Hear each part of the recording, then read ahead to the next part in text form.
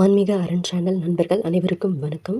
சித்திரை திருநாள் மற்றும் தமிழ் புத்தாண்டு குறித்த ஒரு தெளிவான விளக்கத்தை நாம் இப்பொழுது பார்க்க போகிறோம்.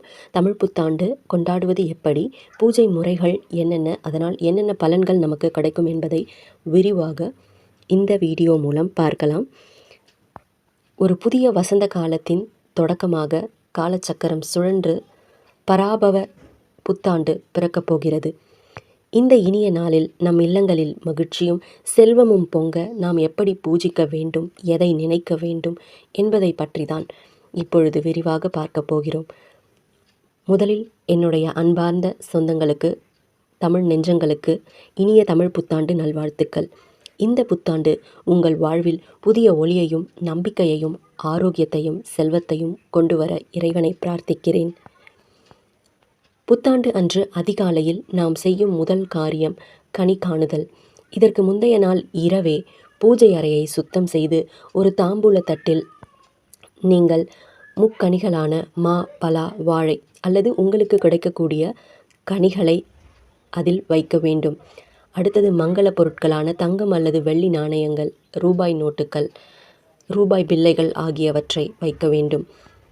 அடுத்து இயற்கை பொருட்களான வெற்றிலைப்பாக்கு, பூக்கள் ஆகியவற்றை வைக்க வேண்டும். அடுத்து நெல் அல்லது அரிசியையும் அந்த தாம்பூல தட்டில் கொஞ்சம் வைக்க வேண்டும். இதையெல்லாம் வைத்து ஒரு கண்ணாடியை அந்த தாம்பூல தட்டிற்கு முன்னாடி வைக்க வேண்டும். கண்ணாடியில் நீங்கள் வைத்த பொருட்கள் அனைத்தும் தெளிவாக தெரிய வேண்டும். அடுத்த நாள் காலையில் கண் விழித்ததும் முதலில் இந்த மங்கள பொருட்களை கண்ணாடியில் பார்ப்பது அந்த ஆண்டு முழுவதும் உங்களுக்கு சுபிக்ஷத்தையும் நல்ல செல்வங்களையும் நல்ல மகிழ்ச்சியையும் நல்ல ஆரோக்கியத்தையும் கொடுக்கும். குளித்து முடித்து புத்தாடை அணிந்து வாசலில் கோலமிட்டு பூஜையை நீங்கள் ஆரம்பிக்கலாம். முதலில் மஞ்சள் பிள்ளையார் பிடித்து வைத்து பூஜையை தொடங்குங்கள். சர்க்கரை பொங்கல் அல்லது பாயாசம் படைக்கலாம்.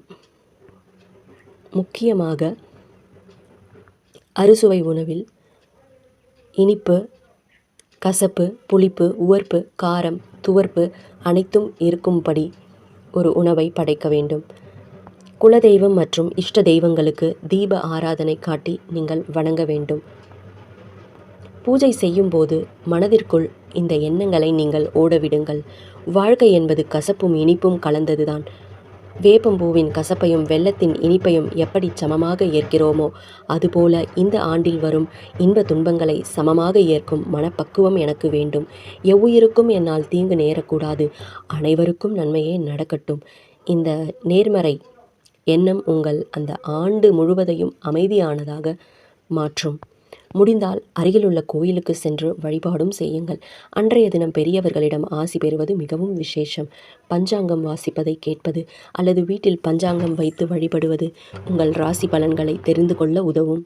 இந்த தமிழ் புத்தாண்டு உங்கள் அனைவருக்கும் எல்லா வளங்களையும் வழங்கட்டும்.